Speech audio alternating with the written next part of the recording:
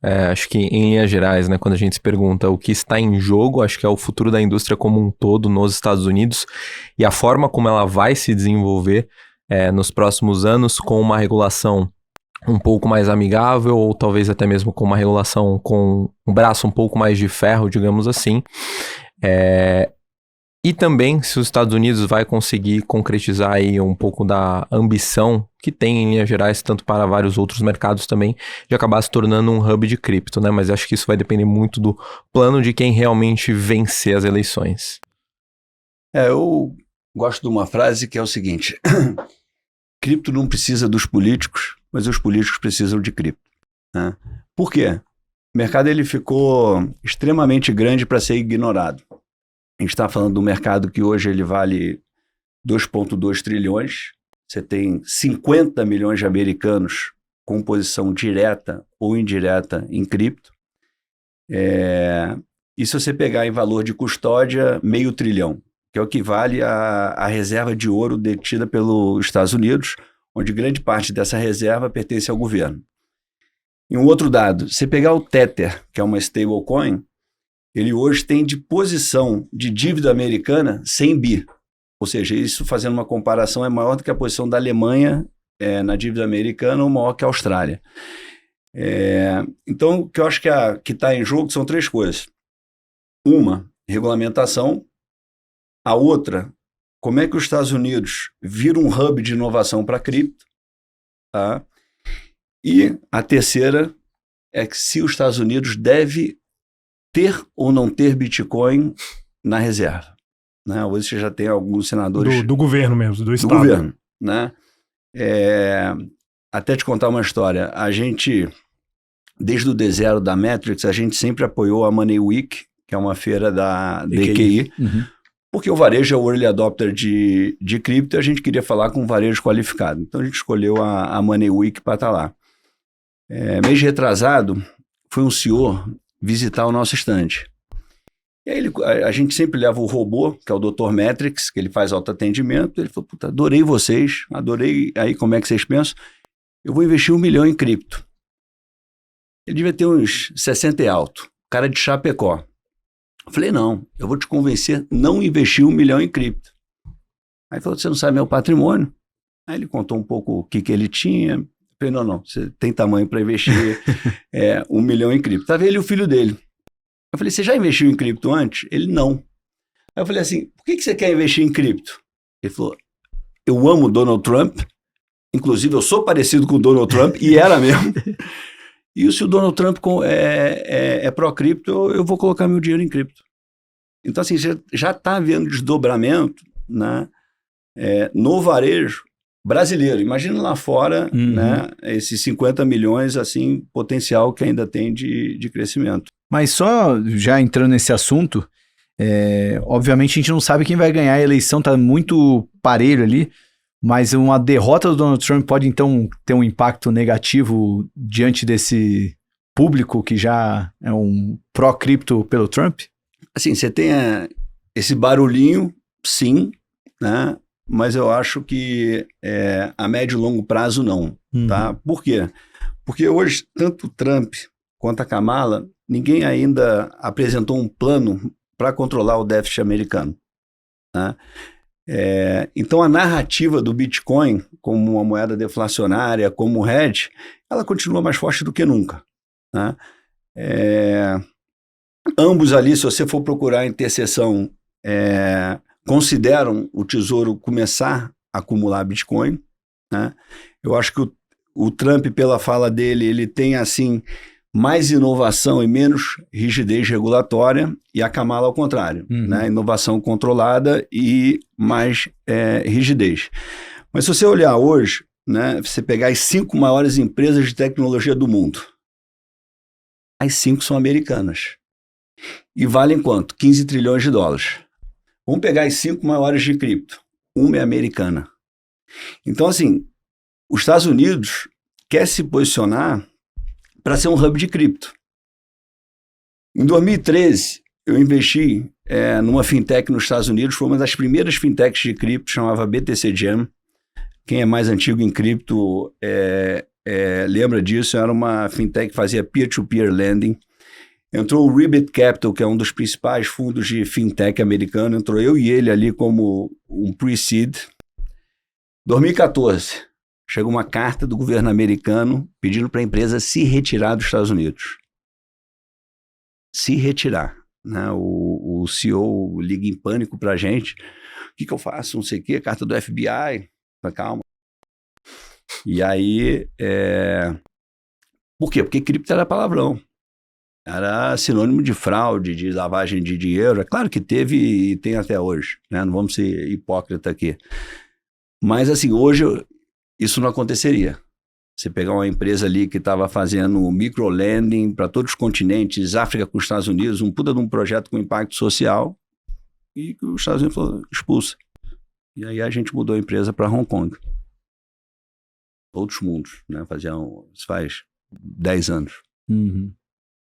Eu acho que na minha visão, assim, acho que nos dois cenários, acho que puxando um pouco do Bernardo, quando a gente pensa excepcionalmente no case do Bitcoin, muito provavelmente a gente vai ver o ativo continuando esse movimento de alta que a gente tem aí praticamente desde o final do ano passado, principalmente com o movimento especulativo em torno de ETFs nos Estados Unidos.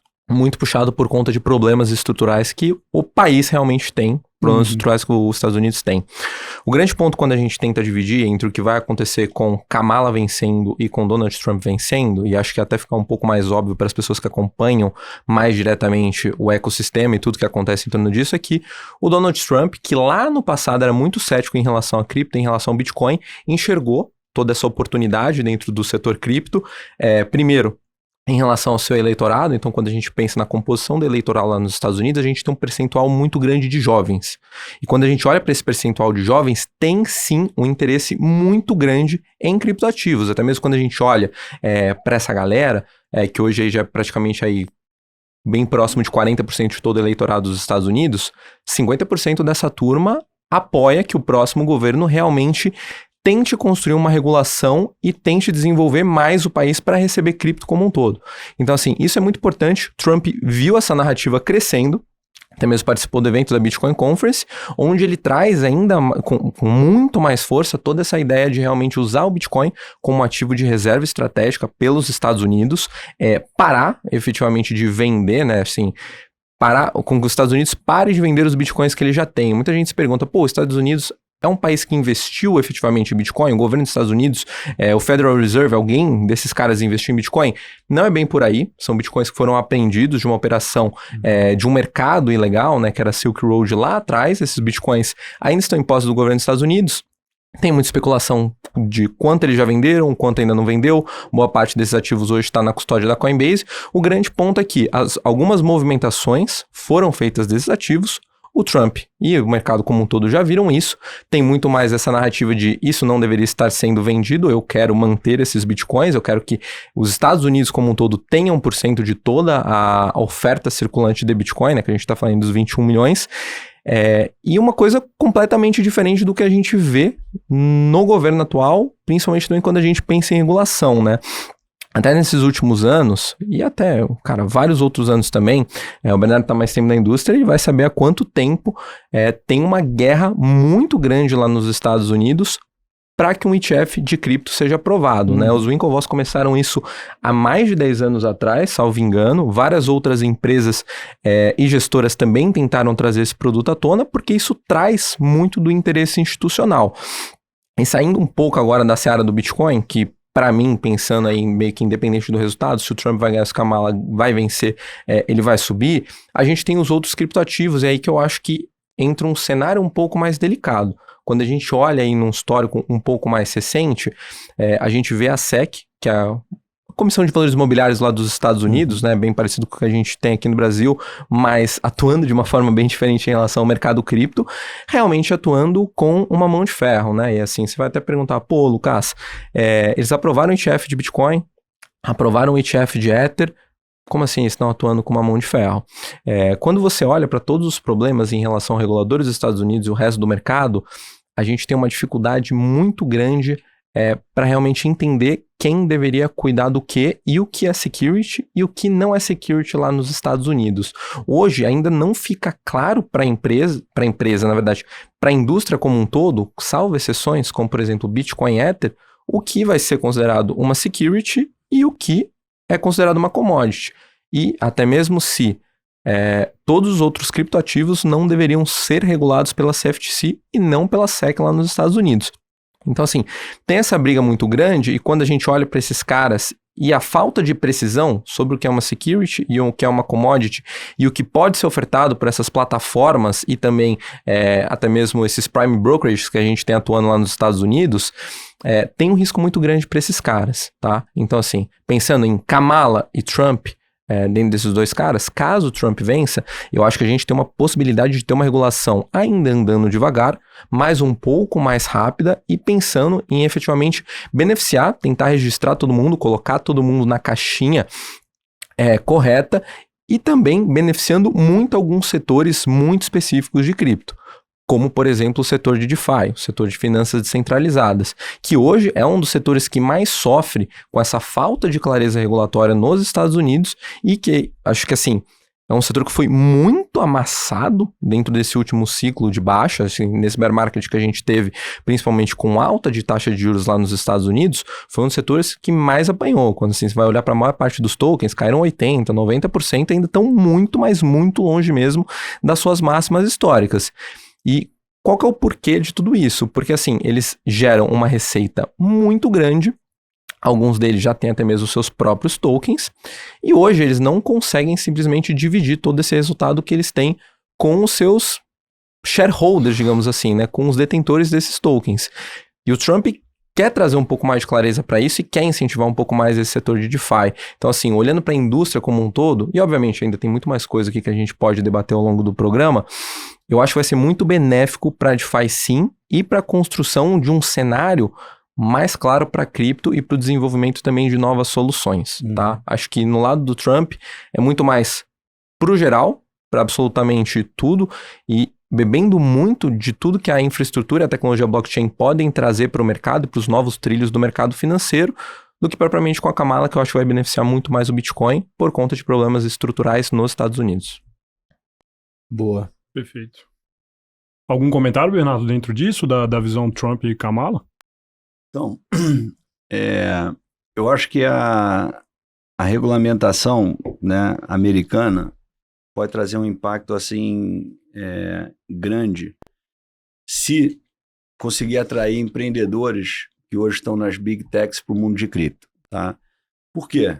Porque para mim o maior desafio hoje do blockchain, tá, para ele ter aplicação para o cidadão comum é UX, tá? A UX em DeFi, em qualquer coisa, é uma bosta.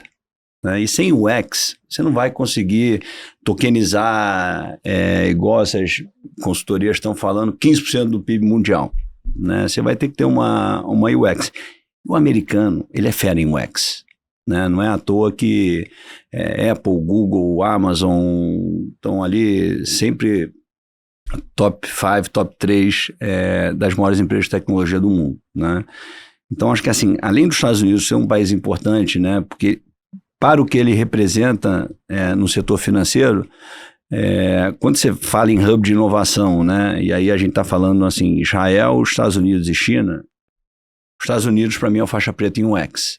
Então acho que se ele criar um ambiente, né, para o americano poder empreender uma startup de cripto ou se juntar, eu acho que a gente vai destravar bastante valor por conta desse mindset americano de pensar na experiência do usuário.